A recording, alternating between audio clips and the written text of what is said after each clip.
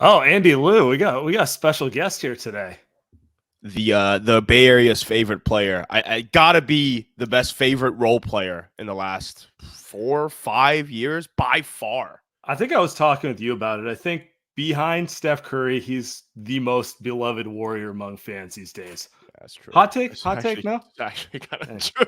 It's actually kind of true. Looney, what's up, man? Appreciate you hopping on. No problem. Thanks for having me. That's a great intro. Yeah. Cool. Well, I wanted to start with this. So you guys just played the Lakers, and post-game press conference, first thing Steve Kerr says is you guys were a lot more connected. And I feel like we've heard all off season about connectivity. Right. And it's just kind of, it gets funny after a while because that's the only thing you hear. And so I got to ask you, what does connectivity actually mean to you? To me, just getting everybody on the same page. After we had coming off a championship, you kind of, enjoy the summers a lot. You're not talking to nobody. You kind of get away from everybody because it's such a long journey. But this year it was, more locked in summer. We had some mini camps for the first time since I've been here. We never did that before, so we had 2 different mini camps and just getting everybody on the same page. Make sure we all got the same goal. We got new players, new faces, so just make sure everybody knows what's going on. Yeah. My favorite part of the offseason was Steve Kerr talking about you're not going to be the first guy sitting on the bench, right? You're someone that's going to be closing games, starting games. Like, you're not just someone that's because you're super nice and a good dude. Like, that's what they say. I don't know that you're just going to be happy just coming off every single time. So, I mean, that's pretty cool, right? That's got to be pretty cool coming from someone that's had a bunch of injuries, at least in the start of your career, drafted late in the first and all that. Now you're a core member of this team. Like, that's got a pretty sweet feeling.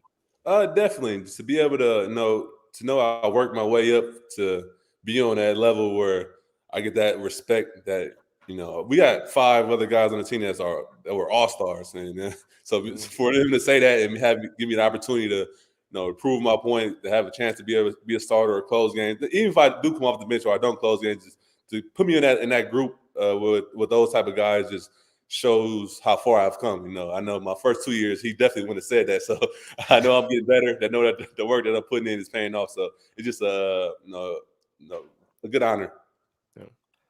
Nice. So you guys played your first preseason game. I know you guys only played like a quarter and a half, like 10, 15 minutes or so for the main guys. What was it like playing with Chris Paul? Because every Warrior fan's just like, hard to imagine given how much, history there is on both sides, right? I got asked the most this summer, how was Chris Paul? It was fun. His IQ, he fits right in. He pushes the ball. He's one of the best passers in NBA history. So he makes my job a lot easier. Learning from him, learning how to play pick and roll with him was a little bit different. And so it's gonna be a learning curve just to get used to hit the passes that he throws. Sometimes I get caught off guard because he sees openings that you might not see. So it's been a lot of fun having him in the locker room. He's another guy that's going to talk a lot. He's going to talk a lot through film sessions, and he's another guy that's going to have a lot of edge on the court. So it's gonna be fun having him out there. It's gonna be fun to see him and Draymond together, talking trash to different people. So I'm excited for it.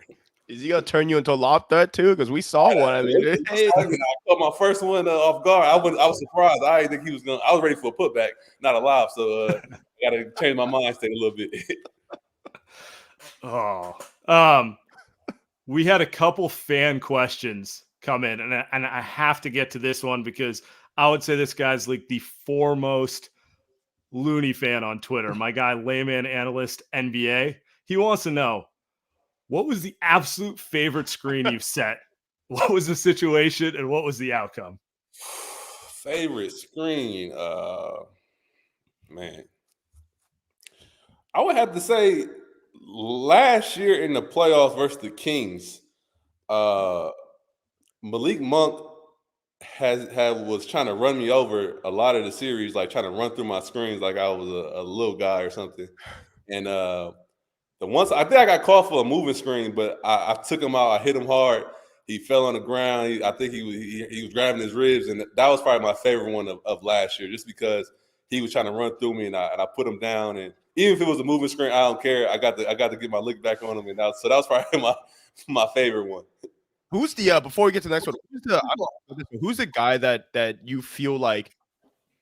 For me, watching you through the years, I always feel like you've done a great job with James Harden. That's the one everyone's kind of like, all right, it's easy money for James Harden, right? Back in his MVP days, this 2017, 18, I'm sure, obviously, and they would just throw you at him, and national TV audience would be like, oh, that's all day for James Harden. You do a great job on him. So to me, that was always someone that was like, okay, like people don't know that Loon can guard Harden. Who's another guy that you?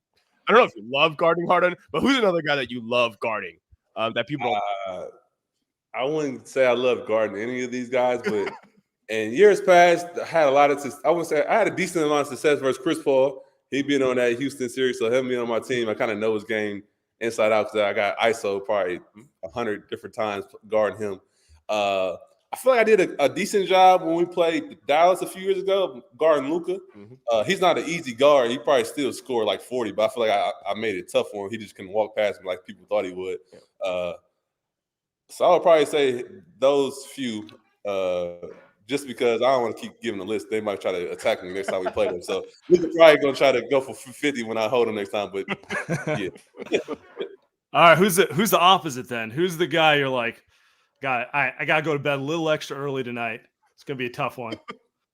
I mean, guarding Embiid and Jokic and Giannis, I feel like I do a decent job, but I know it's gonna be a long night. It's gonna be a physical match. I gotta be locked in. I know I gotta come in a little bit early. I gotta make sure that I'm iced up the night before because I'm gonna be taking a lot of hits and I'm gonna be giving a lot of hits. So it's gonna be a long night. So them three are always tough for different reasons.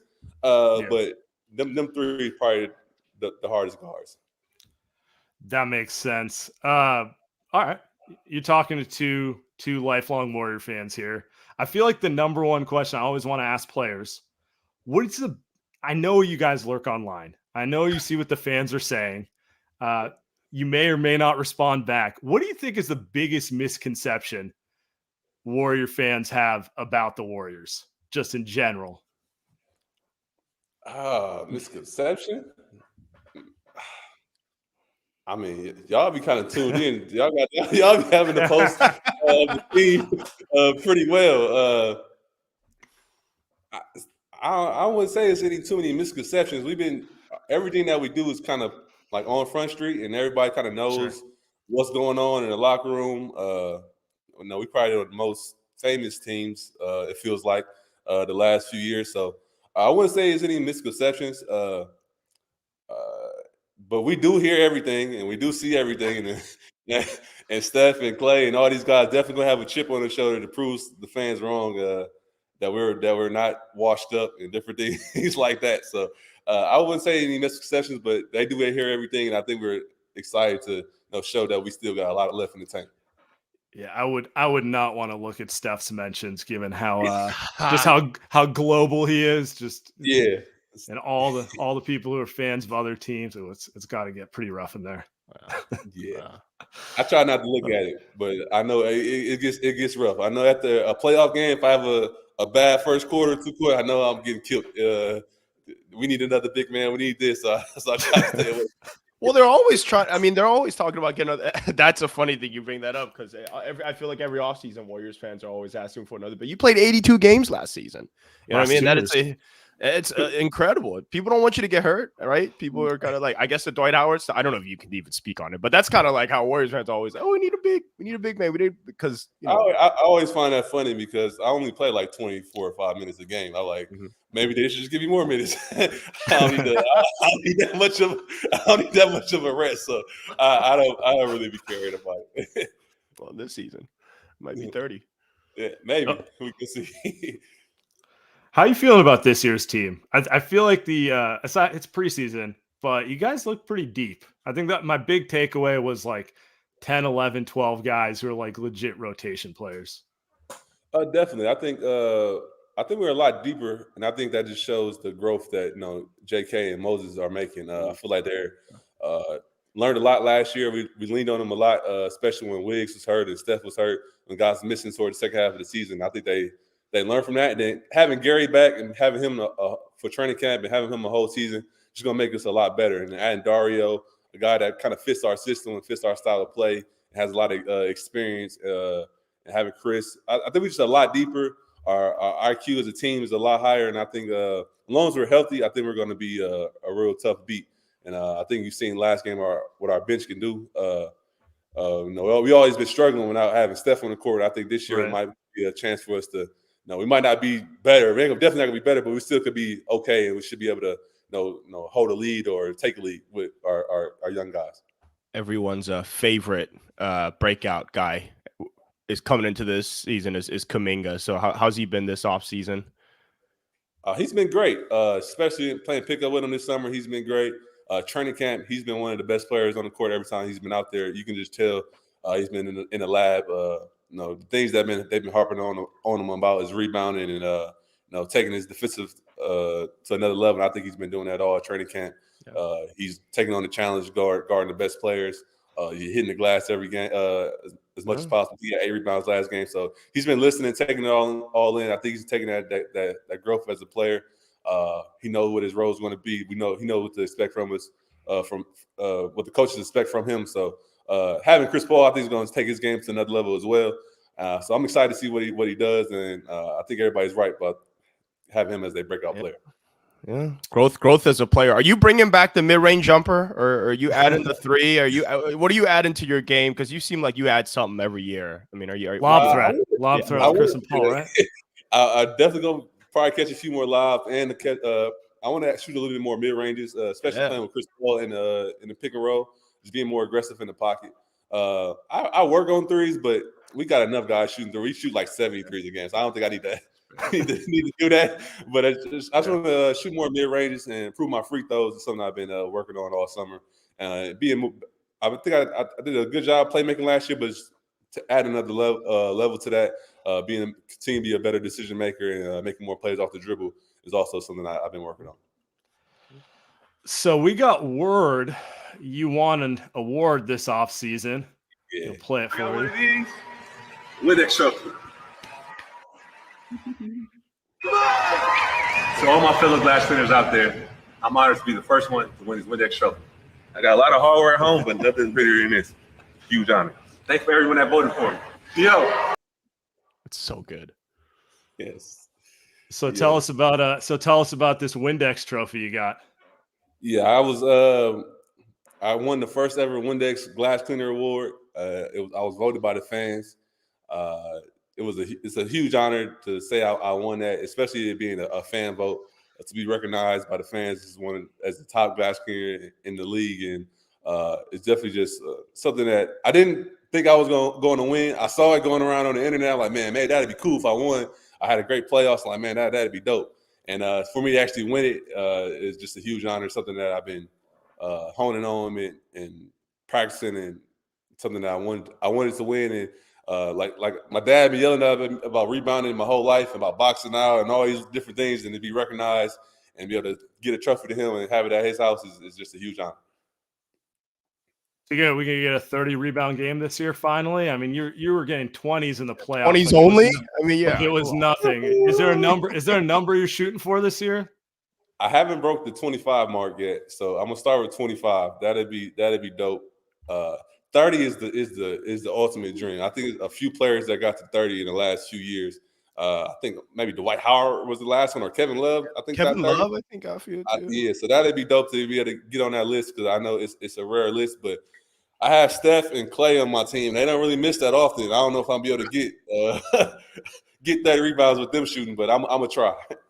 It might need to be one. It might need to be one of the games they rest, right? Get someone in there a little less accurate. There we go. Come on, Looney. Appreciate you, man. Congratulations on the award. Sam calls you Moses Maloon, so we'll let you head out with that one. And 14.5 rebounds last postseason. Congratulations, Windex winner. Thank you, sir. Thank you. Appreciate you, man. Have a great one. Let's hop over to the playback stream, my man.